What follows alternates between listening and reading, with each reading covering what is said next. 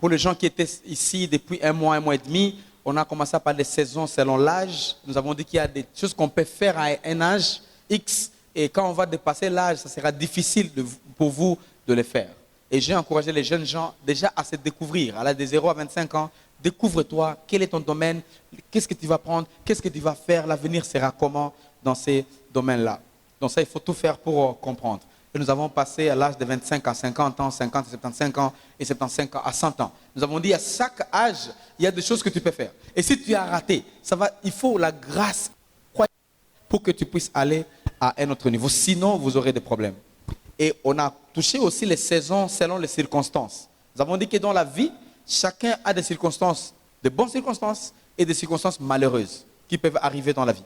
Et quand ça arrive dans la vie, il y a des moments très difficiles et des fois, il faut savoir comment le faire. Nous avons commencé à toucher les moments de tests. Chacun peut être testé. Les tests peuvent arriver et j'ai été vraiment en détail en parlant de ça. Comment est-ce que tu peux te tester et comment tu peux... Si le Seigneur t'appelle la plupart des fois dans une direction X, et le test que tu auras, c'est selon la destinée que tu as. Quand tu échoues, tu fais pousser ta destinée loin. Quand tu réussis, tu te rapproches de ta destinée. Et je parlais même aux gens, peut-être le Seigneur t'appelle pour être un grand banquier et il va te faire rencontrer le finance, l'argent et tout. Et toi, tu es voleur, toi, tu es escroc, tu touches l'argent, tu mets dans ta poche et tu trouves que tu pousses ta destinée très loin. Parce que le Seigneur va mettre beaucoup d'argent dans tes mains pour que tu gères et il va commencer à te tester juste un tout petit peu. Mais il a trouvé que toi, tu es inutile. Et l'avenir va commencer à aller plus loin de toi. Ça, on a été vraiment très stable par rapport à ça. Tu es une fille, peut-être Dieu planifie de te faire comme Esther, de te faire une fille à hauteur élevée, mais tu es une fille très très facile, tellement que tout le monde te connaît, tu vois. Maintenant, même l'accès où tu pouvais arriver, tu ne vas plus y arriver. Je ne parle pas des démons, je parle de ta destinée. Parce que beaucoup de gens, ils ont aussi mixé des domaines du corps et le domaine démoniaque. Ça, je ne vais pas beaucoup parler de ça, parce que je sais que c'est un domaine où beaucoup de pasteurs, en fait, ils touchent un peu, mais il y a beaucoup de choses qui ne sont pas très, très vraies, malheureusement. Malheureusement. Mais les gens aiment ça parce qu'ils pensent que c'est ce qui va aider à éduquer leurs filles. Mes amis, si quelqu'un ne veut pas être éduqué et changer, tu ne peux pas les changer parce que tu l'as manipulé. Tu ne peux pas. La manipulation n'éduque pas. Quelqu'un arrivera à découvrir et il va dire tu es le plus mauvais. C'est mieux de dire à quelqu'un la vérité. Voici la vérité. Si tu veux suivre, ça va. Tu ne suis pas, c'est ton problème. Que manipuler quelqu'un, il va avoir peur pendant un temps, mais après, quand il va découvrir, il m'a katakamba, ou t'as regretté. Et c'est comme ça que c'est très important de dire à quelqu'un la vérité. Et c'est ça la force que nous avons dans cette église. Nous ne voulons pas manipuler les gens. Nous voulons montrer aux gens, voici la parole de Dieu. Voilà la vérité. Le reste, c'est à vous de choisir. Ce n'est pas une fois que j'avais dit aux gens, tu vois, des gens, on a beaucoup prêché. Tu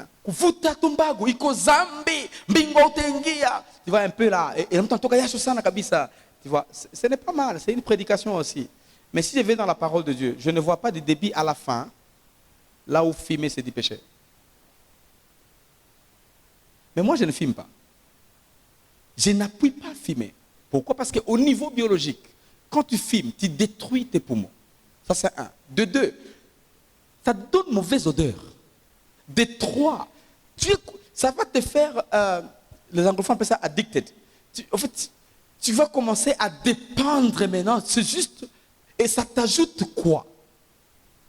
Même le païen, en entrant dans l'avion, on leur dit, il ne faut pas fumer. Comment toi, chrétien, né de nouveau, avec un chalumeau sur la bouche, et tu te sens que tu es fier? Ce sont des vérités qui ne sont pas parlées dans les églises. Maintenant, c'est à toi de fumer ou non. Parce que même si je te dis, il ne faut pas fumer. Tu vas entrer aux toilettes. Ah, pasteur, parce qu'il y a un galangala, pasteur. Jojo. Bonne soirée, pasteur. Bonne soirée, la pasteur. Mais qui n'y a pas qu'on a ici? Il y a tafuna tumbago.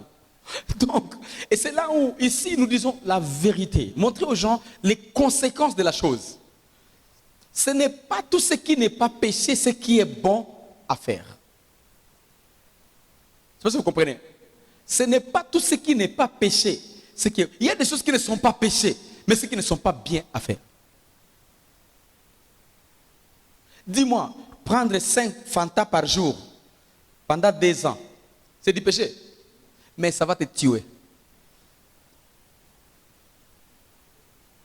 Donc ce n'est pas tout ce qui n'est pas péché, ce qui est bon à faire. Nous ne sommes pas permis à tout. Ce n'est pas tout ce qui n'est pas péché, ce qui est bon à faire. Il y a des choses qui ne sont pas péchées, mais ce qui ne sont pas bons à faire. Dis-moi, moi je viens ici. Je suis pasteur, je descends là-bas, cinglé, culotte. Je descends et en catch. Alléluia. Le Seigneur va nous toucher aujourd'hui.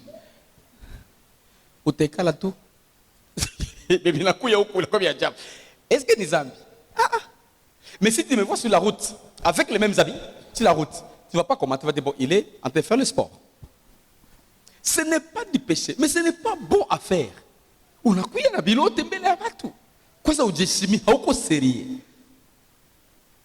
Donc tout ça, c'est juste pour vous dire que nous devons être dans la vérité. Et c'est ce qui nous libère. Vous connaîtrez la vérité et la vérité vous affranchira.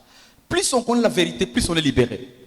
Plus on est manipulé, plus on a peur, plus on ne sait pas quoi faire, plus tu ne sais pas, même ton avenir sera en danger. Même prendre la décision au niveau personnel, ça va être difficile pour toi. Et c'est comme ça qu'on a dit qu'avec les saisons, c'est très important qu'on soit ouvert, qu'on comprenne, qu'on sache comment naviguer et qu'on puisse ajouter la sagesse sur nos vies. Je dis aux gens, il y a les années qui viennent où vous aurez des moyens, ou les années qui sont là, vous allez toucher les cash et vous pensez que vous aurez plus de cash que ce que vous avez aujourd'hui. Pourtant, c'est ce que Dieu te donne pour commencer à construire. Construire quoi? Étage, je ne dis pas étage. Labyrinthe, je ne dis pas labyrinthe. Même chambrette. Même en bois. Même chambrette. 4 sticks d'arbres. Vous les joignez par les briques adobe. Ça peut être votre moment pour avoir l'expérience aujourd'hui. Mais je vais commencer par... Non, moi je ne peux pas. Je ne peux pas. Comme quelqu'un, tu vois, qui me disait que moi, des travail des petits là, je ne peux pas faire. Des petits travaux là. Des petits boulot, petits. Je ne peux pas faire moi. À mon niveau de licence, comment je fais des petits boulots là? Mais si je peux attaquer ta licence, on nous a ce qui est high. Je vais te poser la question, tu vas étudier où? Et tu vas te souvenir de ton université. Quels sont les enseignants qui t'ont enseigné? Et tu vas te souvenir de tous ces enseignants là-bas. Et tu vas voir leur vie. Et tu vas regretter ce que tu veux commencer à faire.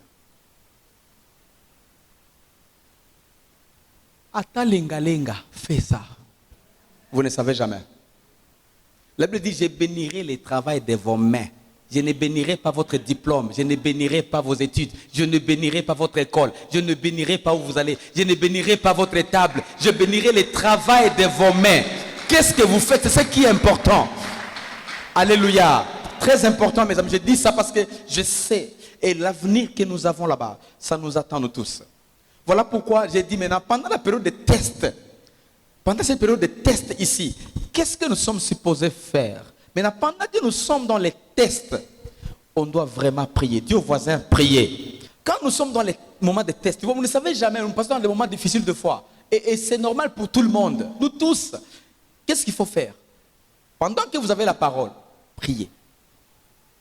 Je vais vous parler de 5 choses qui se font lorsque nous prions, dans les moments de test. Et je vais aller rapidement pour ne pas prendre beaucoup de temps parce qu'on aura autre chose à faire après. Numéro 1, quand vous priez, vous faites accroître votre potentiel spirituel. Donc, votre esprit, votre potentiel, votre capacité de connecter avec le monde spirituel grandit. Quand vous priez. Et c'est là où vous trouverez quelqu'un, il a toute la connaissance. Mais percer dans le monde spirituel, il est difficile. C'est parce qu'il ne prie pas. On peut être pasteur, on peut être révérend, on peut être bishop, on peut être évêque, on peut être prêtre, tout ce que vous voulez dire. Si on ne prie pas, on aura difficile à percer le monde spirituel. On peut avoir toute la connaissance qui remplit la tête. Mais le moment où on ne prie pas, le monde spirituel est comme si il est bloqué devant nous. Il est complètement fermé. Jude chapitre 1 verset 20. Jude 1, 20. Pour vous, bien-aimés, vous édifiant vous-même sur votre très sainte foi et priant par le Saint-Esprit. Quand vous priez, vous renforcez votre foi, vous vous édifiez et aussi vous priez en langue, dans l'esprit. Priez pendant longtemps dans l'esprit. Ça vous ouvre à ce monde-là, invisible, ce monde que vous ne voyez pas.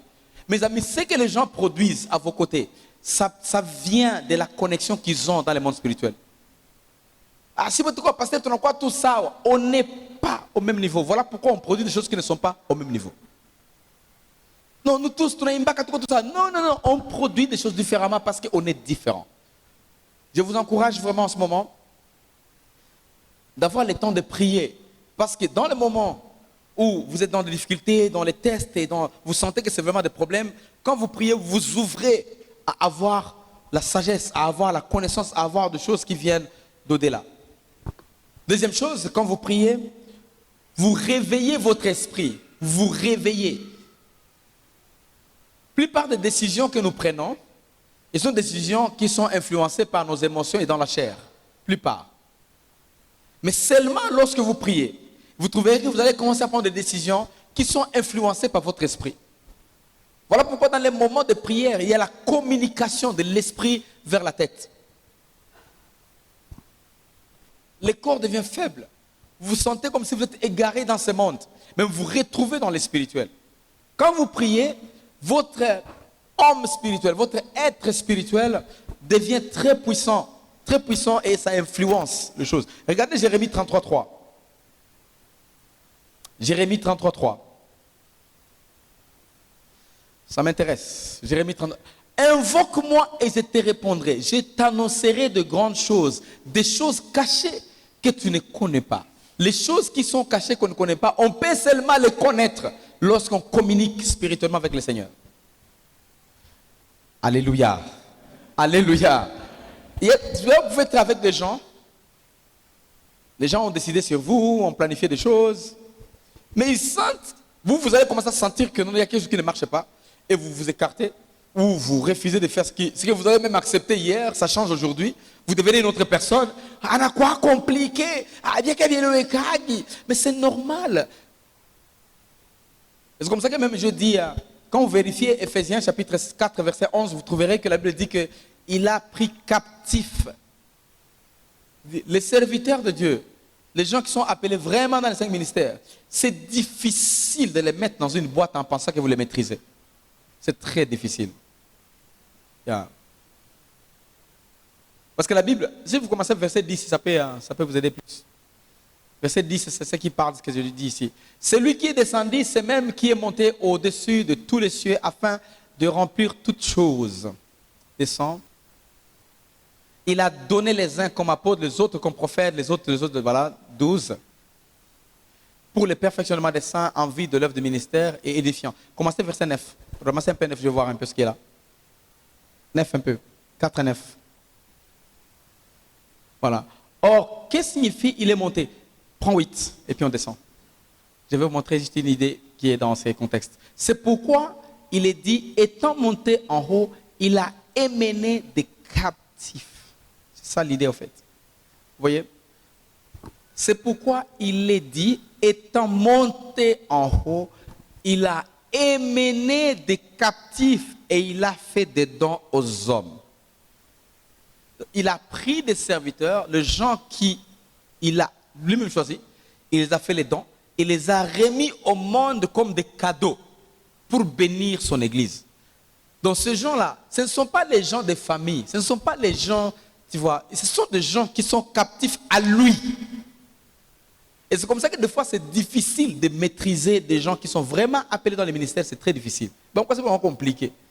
En fait, vous ne savez pas comment ils sont manipulés des fois dans le monde spirituel. Et c'est à cause de la captivité. Si quelqu'un est captif, il n'est plus. Si quelqu'un est en prison là-bas, il n'est plus ton frère. Tu peux amener la nourriture là-bas. Et les gens, les gardes qui sont là disent, voilà, il n'est plus le temps. Ce n'est plus le temps de donner la nourriture aux gens. Tout le monde en prison, tout le monde dans des cages. Donc, il est captif. Et ça, c'est une vérité qui est là. Je voulais juste vous donner cette idée-là pour que vous puissiez rester avec.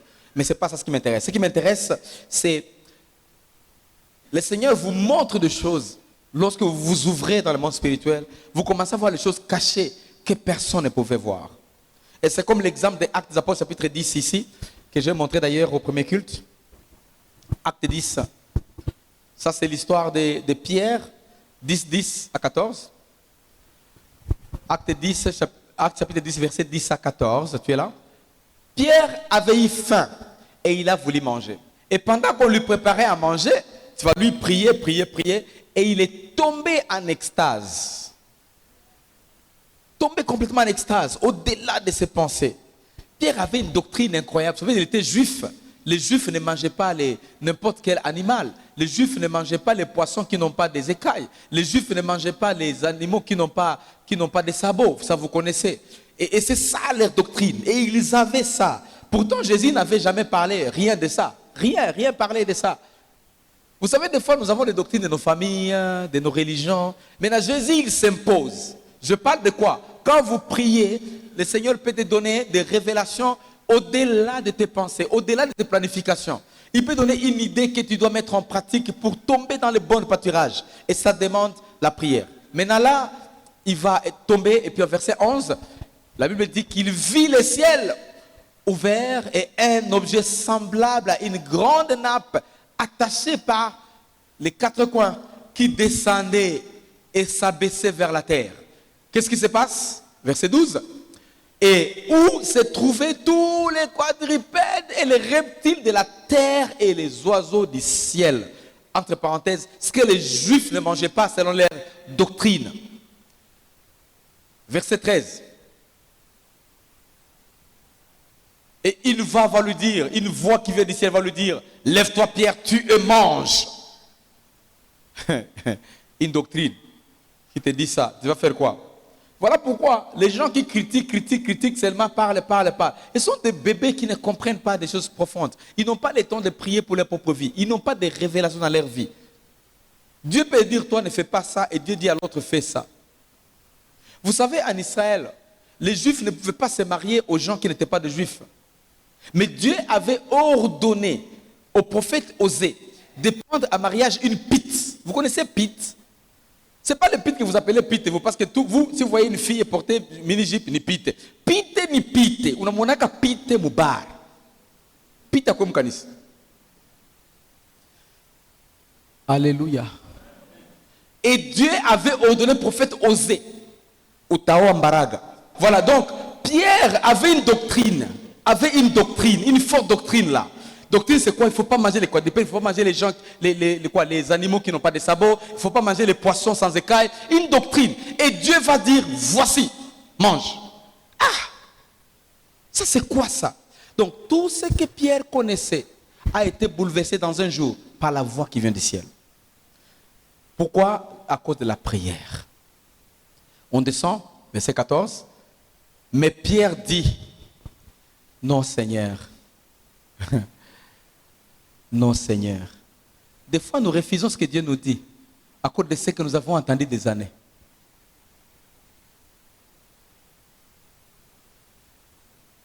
La doctrine de Pierre a pesé sur la voix de Dieu. Je vous laisse par là. Qu'est-ce qui pèse contre la voix de Dieu dans ta vie? Troisième chose qui arrive quand nous prions pendant la période de test, nous activons la présence manifeste de Dieu. Nous activons l'atmosphère céleste dans nos vies. Souvenez-vous de David, il a beaucoup souffert, il a fui, il était parti dans la forêt, dans les déserts, et c'était très difficile pour lui.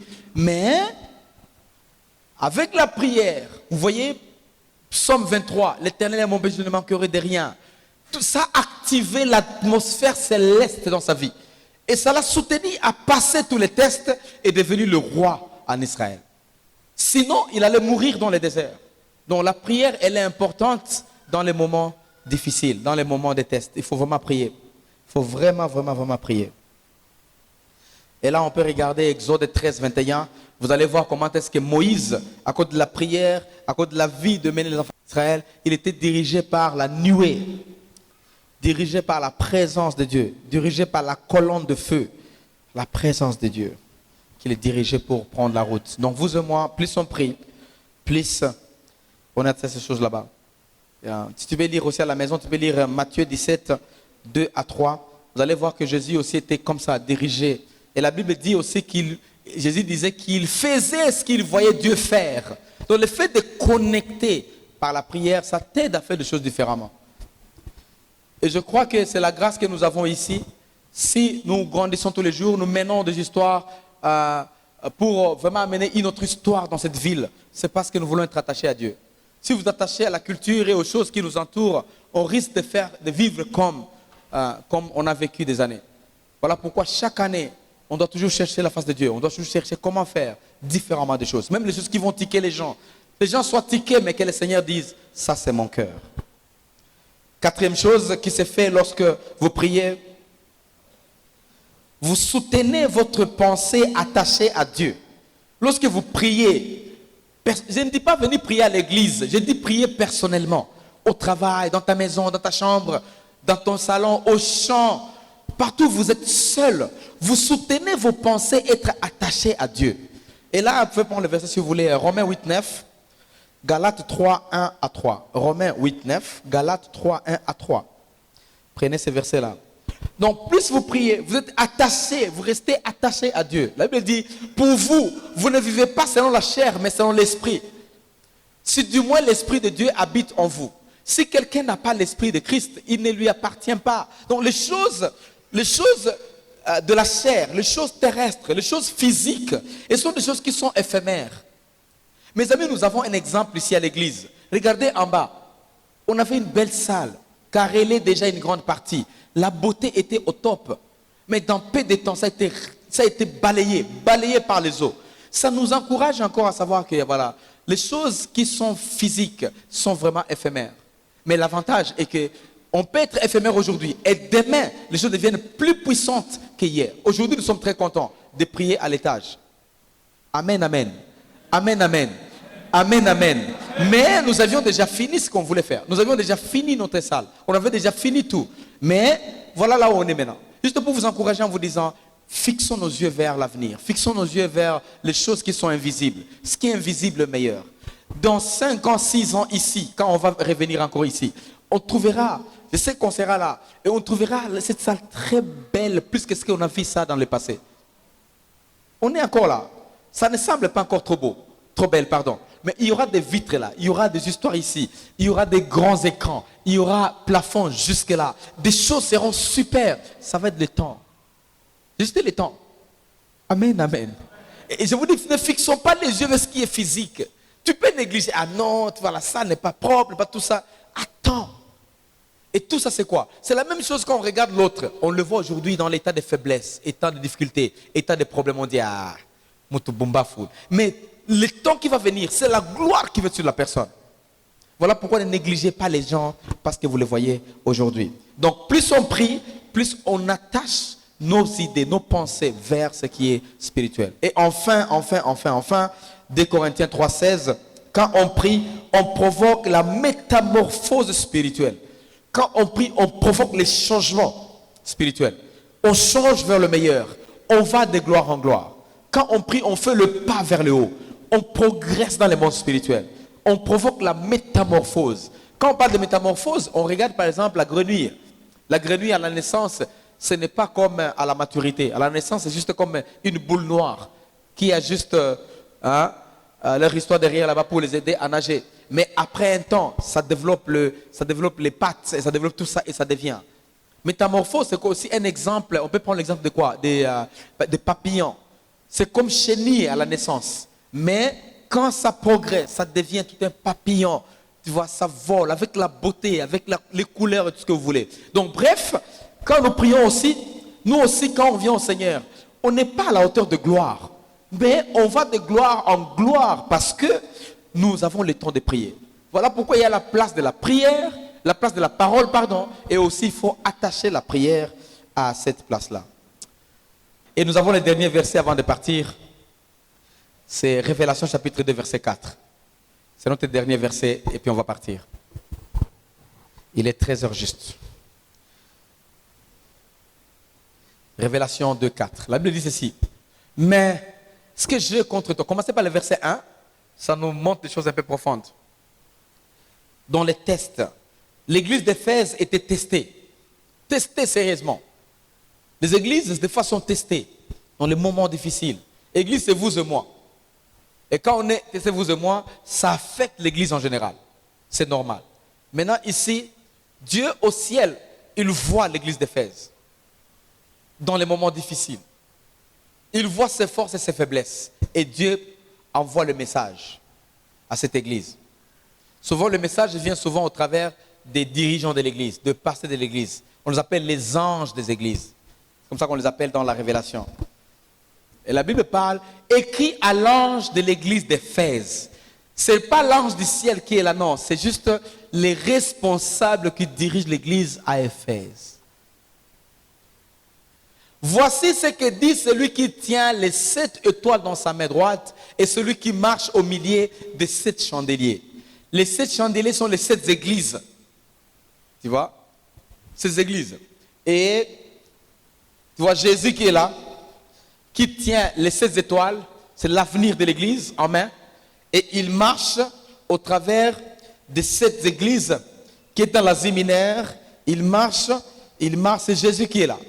Maintenant, le message vient au verset 2. Je connais tes œuvres. Il est maintenant à l'église d'Éphèse, à l'église Shaddai. Je connais tes œuvres, ton travail, tout ce que vous faites, votre travail, comment vous avez fait la dalle, comment vous avez contribué tout ce que vous avez contribué, faire tout ce que vous faites ici, l'amour que vous avez dans la prière, les enseignements de jeudi. Je connais vos œuvres, je connais le travail que vous faites. La persévérance, comment vous avez été là en bas, comment vous avez prié là où il y avait, à l'extérieur, il n'y avait même pas le toit. Il n'y avait pas, vous avez prié sous la tente pendant 7 semaines. Chaque dimanche, vous contribuez $100 pour payer la tente. Je connais votre œuvre, je connais votre travail, je connais votre persévérance. Amen, amen. Très profond. Et je sais que tu ne veux supporter le méchant. Que tu as éprouvé ceux qui se disent apôtres et qui ne le sont pas. Et que tu les as trouvés menteurs. On est dans l'église avec des aventures, avec des blagues, tout on a tania, tout on a tisé, on mungu. En fait, on doit être sérieux dans les choses de Dieu. On doit être sérieux. Il faut que... Toi, bien, tu peux aller à la cathédrale et dire aux gens, bon, mungu nituma. Pourquoi pas toi? C'est parce que là, ils ont prouvé leur sérieuxité. Et les protestants ne sont pas sérieux. Jamais. Mungu sasema. Na mwenye yisoma Mungu anituma na mwenye kuandika amwasha pika matoni ku papier mene na bia bongo. Et les gens sont manipulés comme ça au nom du Seigneur. Ici non. Et la Bible dit ça, vous avez éprouvé les menteurs dans les ministères. Je connais vos œuvres. Descends au verset 3 parce qu'on va finir. Que tu as de la persévérance et que tu as souffert à cause de mon nom. Maintenant les gens qu'on a éprouvés, ils doivent nous injurier. Et Dieu connaît nos œuvres, il voit ce que nous faisons, il connaît tout. Et en fin de compte, au verset 4, je vais finir par là. La Bible dit quoi? Mais ce que j'ai contre toi, j'ai contre toi une chose. En tout cas, tu es bien, tu éprouves, tu vois, tu regardes, tu organises, tu es bien. Mais une chose que tu vas corriger, tu as abandonné ton premier amour. Amen. Regardons-nous dans nos vies. Qu'est-ce qu'on a abandonné? Qu'est-ce qu'on a oublié? Qu'est-ce qui est resté? La chaleur qu'on avait, le feu qu'on avait. J'étais là. Le soir, maintenant, tu commences à prier combien de fois la semaine? Combien de fois le mois? Tu donnais combien? Et maintenant, tu commences à donner combien? Et la dîme, tu ne donnes plus. L'amour que tu avais, ça régressait. Et voilà pourquoi le verset 5, la Bible dit quoi? Verset 5, garçon. La Bible dit ici que 5. Souviens-toi donc d'où tu es tombé. Répands-toi. Repentir, c'est revenir à ce niveau-là et recommencer encore. Pratique tes premières œuvres. Sinon, regardez le problème. Je viendrai à toi et j'ôterai ton chandelier de sa place. Cette lumière que tu as, cette victoire que tu as, ce succès que tu as, ne t'engouche. Des fois, on est fixé ailleurs. La Bible dit, à moins que tu te répandes. Tu chantais comment? Les chansons que vous aviez, l'amour que vous aviez pour servir, tout ça, c'est parti où? Alléluia. Applaudissons pour le Seigneur. Merci, merci, merci beaucoup. Voilà, merci. En tout cas, grand merci.